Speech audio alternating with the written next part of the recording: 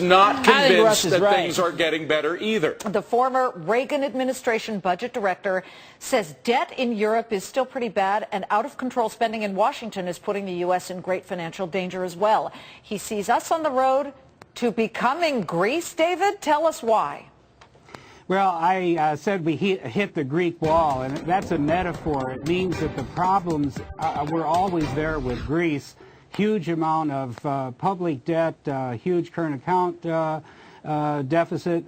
Finally, the bond market woke up to that and violently repriced their debt a few months ago. We're very much in the same circumstance. We are heading for a wall fiscally.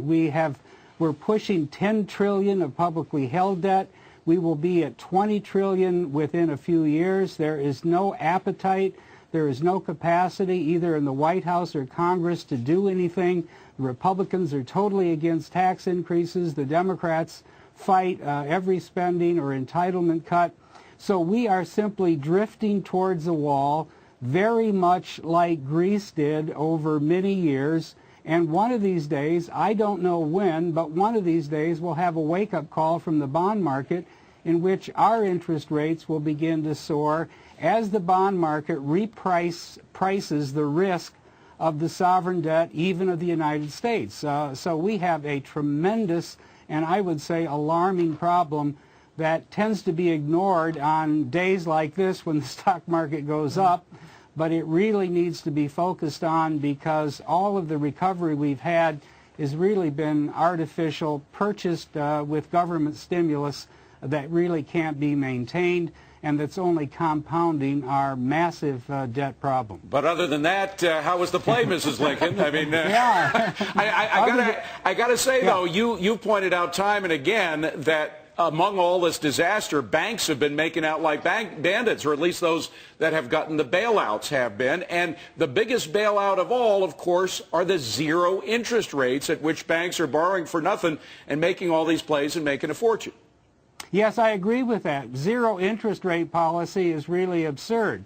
And what we're basically doing is balancing the budget or the banking system on the backs of savers. And this policy is not stimulating the economy. It's not going to solve the problem. It's going to only compound the problem by encouraging the public to take on more debt. David, you mentioned that the Democrats are fighting every entitlement spending cut. I mean, doesn't the blame have to be shouldered by both sides? We haven't seen a single Republican put forth any hard and fast push for a cut in entitlement spending, and what we're talking about is Social Security and Medicare, because it's very unpopular and they will hear about it from their constituents. I agree with that. I have said before that the Republicans are faking. They have been essentially talking about spending cuts in the abstract, but not in the specific now for decades. It's clear the Republicans have no more appetite for real, meaningful material spending cuts, entitlement cuts, than do the Democrats. And so reluctantly, I say we're going to have tax increases. That's the only way we can close this trillion-dollar gap we have, deficit, and it will slow down the economy. It will put a burden on the economy. But I think we have no choice, and we're simply rolling the dice the longer we attempt to pretend that the Congress in Washington is addressing the problem when they're really not. David, where do you have your money? Right now, I'm keeping my money in cash and gold. I think, figured. Why does that not surprise me?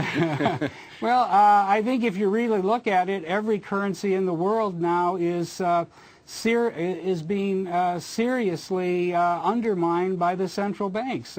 As you indicated before, David, you can't have 10 basis point interest rates, zero interest rates. That is simply drawing massive amounts of money into speculation, and it's destroying the middle class and the savers, not only here but in Western Europe and elsewhere around the world. Right. So this policy is going to backfire in a big way in, I think, short order. David Stockman, thank you very much. Thank you. Stockman, by the way, the ghost of Ronald Reagan has just flipped over about 5 times. You talking about tax increases, but we'll let that one slide. Thank you very much. All right.